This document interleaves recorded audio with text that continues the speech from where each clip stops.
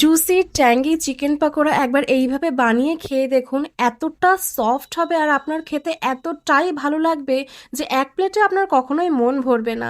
আপনারা দেখলে বুঝতেই পারছেন কি পরিমাণে সফট হয়েছে। তো এটা বানানোর জন্য আমি কিউব শেপে চিকেনগুলোকে নিয়েছি। তারপরে এখানে আদা রসুনের পেস্ট, পরিমাণ মতো নুন, হলুদ আর একটা ডিম ফাটিয়ে ভালো করে মেখে নেব। মেখে নেওয়ার পর 10 মিনিটের জন্য আমি এখানে রেস্টে রেখে দেবো। এবার অল্প পরিমাণে টমেটো কুচি, পেঁয়াজ কুচি, আমার কাছে কিছু ক্যাপসিকাম ছিল আর অ্যারারুট দিয়ে ভালো করে মেখে নেব। কড়াইতে তেল ভালো করে গরম করে নিয়ে অল্প অল্প করে চিকেনগুলোকে এপিট ওপিট ভালো করে লো টু মিডিয়াম হিটে ভেজে নেব। তাহলে ভেতরটা একদম সফট হবে। এখন ট্যাঙ্গি সসটা বানানোর জন্য আদা রসুনকে খুব ভালো করে ফ্রাই করে নিয়েছি। এবার 2 চামচ সয়া সস আর টমেটো সস দিয়ে খুব ভালো করে ফুটিয়ে নিয়েছি। ভালো করে ফুটে ওঠার পর ভেজে রাখা চিকেন ফ্রাইগুলোকে দিয়ে 2 থেকে 3 মিনিট নাড়াচাড়া করে ঢেকে রেখে দেবো। ব্যাস, এবার পরোটার সাথে গরম গরম খেয়ে দেখুন, বেশ ভালো লাগবে।